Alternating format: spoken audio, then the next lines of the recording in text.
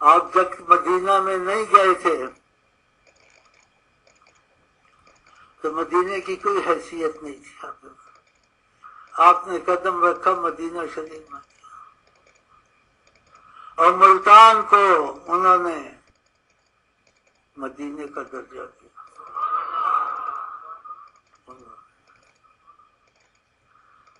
کوشش کرو یا وہاں تمہاری وفات ہو یا ملتان میں ہو، انشاءاللہ انہوں نے درجہ دیا. شیخ امین کو غالباً یہ نہیں پتہ کہ اللہ سبحانہ و تعالیٰ کو سب سے زیادہ مقرب شہر مکۃ المکرمہ ہے، جس میں مسجد الحرام ہے، جس میں بیت اللہ ہے، جس میں زمزم ہے، جہاں پر حج کیا جاتا ہے، اور جہاں ہر مسلمان کے لیے فرض ہے کہ وہ جائے اگر اس کی استطاعت ہو. انہوں نے بہرحال مکہ مکرمہ اور تیسرا حرم یعنی کہ بیت المقدس فلسطین میں ان کو پیچھے چھوڑ کے تو بلکہ ملتان میں مرنے یا مدینہ منورہ میں مرنے کی انہوں نے نصیحت کی ہے کہ کوشش کرو کہ مدینہ یا پھر ملتان میں تمہارا انتقال ہو. یہ اپنے مریدین کو یہ تعلیم دے رہے ہیں اور یہ بتانا چاہ رہے ہیں کہ ملتان جو ہے وہ اس کو رسول کریم صلی اللہ علیہ وسلم نے اتنی فضیلت یا اس کے برابر یا اس سے ملتی جلتی فضیلت دی ہے جو کہ مدینہ منورہ کو ہے. تو آپ خود ہی اس سے اندازہ لگا لیں کہ یہ کتنا گمراہ کرنے والا عقیدہ ہے، اور یہ بات اسلام سے کیا ثابت ہے کہ نہیں. ہم تو یہی کہیں گے کہ ظاہری بات ہے ایسا اسلام میں ہرگز نہیں پایا جاتا، اور ہمیں کوئی بھی حدیث نہیں ملتی جس میں کہ رسول کریم صلی اللہ علیہ وسلم ملتان یا ایسی کسی جگہ کی فضیلت بیان کریں. ہاں، ایسی بہت احادیث ہیں جن میں مکہ مکرمہ اور بیت المقدس اور مدینہ منورہ ان جگہوں کی فضیلت قرآن کریم کی آیات اور احادیث سے ہمیں ضرور ملتی ہیں.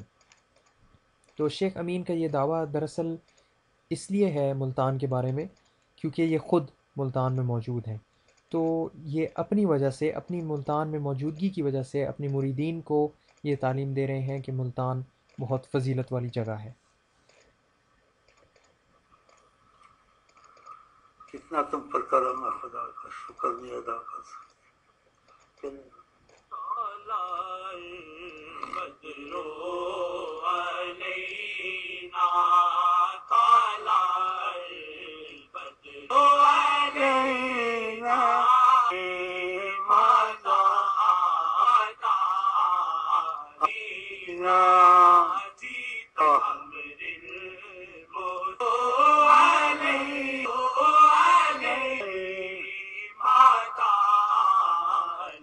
یہاں پہ ہم اس کلام کو ذرا فارورڈ کریں گے انشاءاللہ.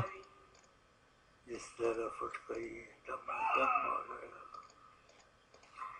جس طرف اٹھ گئی دم میں دم آ گیا. واللہ بہت صحیح بات ہے. اس نگاہ عنایت پہ لاکھوں سلام. جس طرف اٹھ گئی دم میں دم آ گیا. حقیقت آپ پڑھتے ہیں، آپ دل ان کو دے دیں ان کے ہو جائیں. ہاں، پھر آپ کو پتہ چلے گا کہ دم میں دم کیسے آتا ہے، ان کی نگاہ میں کیا اثر ہوتا ہے. ماشاء اللہ ماشاء اللہ.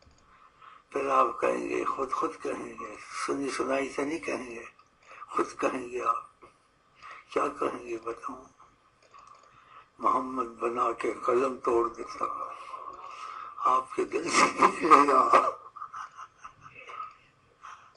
لیکن پھر بھی ابھی ہزاروں پردے ہیں حسن جلوہ گر تک. جس نے دیکھا اس نے بھی نہیں دیکھا، جس نے نہیں دیکھا اس نے بھی نہیں دیکھا. وہ خدا نہیں، وہ خدا نہیں، وہ خدا سے مگر جدا نہیں، وہ خدا سے مگر جدا نہیں. وہ ہے کیا مگر وہ ہے کیا نہیں، کس سے ہوئے نیت ختم المرسلی، جد بذات پاک رب العالمین. کتابوں میں پڑھتے ہیں لوگ آقا جی اس چیز کی تصدیق کی، لیکن کہا اس کی کیفیت اور حقیقت وہ نہیں جانتے. جو امین کہتا ہے صحیح کہتا ہے. خدا نے اپنی نور سے ایک مٹھی بھری، نور ذاتی سے، ذات کے نور سے، اور کہا کونی محمد، اے نور محمد بن. سبحان کانت فیہا محمد ابن عدنان. اس کی تصدیق کی میں کہتا تھا کہا صحیح کہہ رہا. سبحان اللہ. خدا نے اپنے دائیں ہاتھ سے. اور پھر اس میں ایک اور بات یاد آ گئی. خدا کو بایاں ہاتھ نہ کہا گیا، بایاں ہے. خدا کے دونوں ہاتھ دایاں ہیں.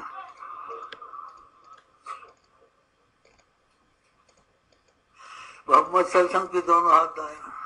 اللہ اللہ. یہ تمہاری ظاہریت میں ایسے ہے کہ دایاں ہاتھ میں تمہیں سکھانا تھا. یہ دائیں بائیں تم میں ہیں، ان میں نہیں ہے. اس نور سے بنا دائیں بائیں تم نے ادھر نہیں ہے. دائیں بائیں ان کے دونوں ہاتھ دائیں. شیخ امین واضح طور پہ یہاں پہ ایک بڑا کفریہ عقیدہ پیش کر رہے ہیں کہ رسول کریم صلی اللہ علیہ وسلم اللہ تعالیٰ کی ذات کا ایک ٹکڑا ہے، اللہ تعالیٰ کی ذات کا ایک حصہ ہے. ہم اس کو پہلے بھی بیان کر چکے ہیں کہ شیخ امین کا یہ عقیدہ ہر لحاظ سے غلط ہے، کیونکہ قرآن اور سنت اس چیز کی گواہی دیتے ہیں کہ اللہ سبحانہ و تعالیٰ اپنی مخلوق سے مکمل طور پر، اللہ کی ذات اپنی مخلوق سے جدا ہے. اور ان کا یہ شعر کہ وہ خدا نہیں مگر خدا سے جدا نہیں، یہ بالکل درست نہیں. اس کے بہت سارے مفہوم اور معنی نکالے جا سکتے ہیں، اور اس قسم کے الفاظ جو ہیں یہ نہ تو نبی کریم صلی اللہ علیہ وسلم کی تعلیمات میں کہیں ملیں گے کہ انہوں نے اس قسم کے الفاظ اپنے بارے میں استعمال کیے ہوں، یا کسی کو اس قسم کی تعلیمات خود سے دی ہوں، یا ان کے سامنے اس قسم کے اشعار پڑھے گئے ہوں اور انہوں نے اس کی تصدیق کی ہو.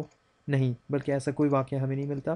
رسول کریم صلی اللہ علیہ وسلم نے فرمایا انی عبداللہ، میں اللہ کا ایک بندہ ہوں، تو اس لیے مجھے عبداللہ و رسول کہو، اللہ کا ایک بندہ اور اللہ کا رسول کہو. اور میری شان میں تعریف اس طرح مت کرنا جس طرح عیسائیوں نے میرے بھائی عیسیٰ علیہ السلام کی. اور عیسائی کیا کرتے ہیں یہ ہمیں معلوم ہے. عیسائی اپنے پیغمبر عیسیٰ علیہ السلام کو اللہ تعالیٰ کا ایک ٹکڑا اور اللہ تعالیٰ کا ایک جز بناتے ہیں، کہتے ہیں کہ وہ اللہ سبحانہ و تعالیٰ کی ذات سے ہی نکلے ہیں ایک بیٹے کے طور پر. شیخ امین یہ تو نہیں کہہ رہے کہ نبی کریم صلی اللہ علیہ وسلم بیٹے کے طور پہ نکلے ہیں، مگر یہ کہہ رہے ہیں کہ وہ اللہ تعالیٰ کی ذات سے ایک اور طریقے سے نکلے ہیں، یعنی کہ اللہ تعالیٰ کی ذاتی نور سے بنے ہیں اور اللہ تعالیٰ نے ان کو اپنے ہی ذات سے پیدا کیا ہے.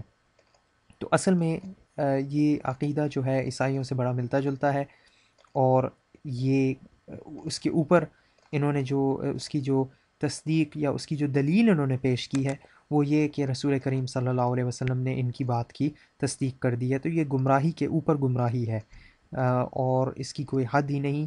کوئی بھی شخص یہ دعویٰ کر سکتا ہے اگر یہ دروازہ کھول دیا جائے کہ میری بات کی تصدیق رسول کریم صلی اللہ علیہ وسلم نے خود کی ہے، جبکہ اصل میں اگر ہمیں اسلام کی تعلیمات کو دیکھنا ہے تو ہمیں قرآن کو پڑھنا پڑے گا، قرآن کریم کے ترجمے کو پڑھنا پڑے گا جن لوگوں کو عربی نہیں آتی، اور احادیث کو پڑھنا پڑے گا، احادیث کو سمجھنا پڑے گا، سیرت رسول صلی اللہ علیہ وسلم ان کی سیرت مبارک کو پڑھنا پڑے گا.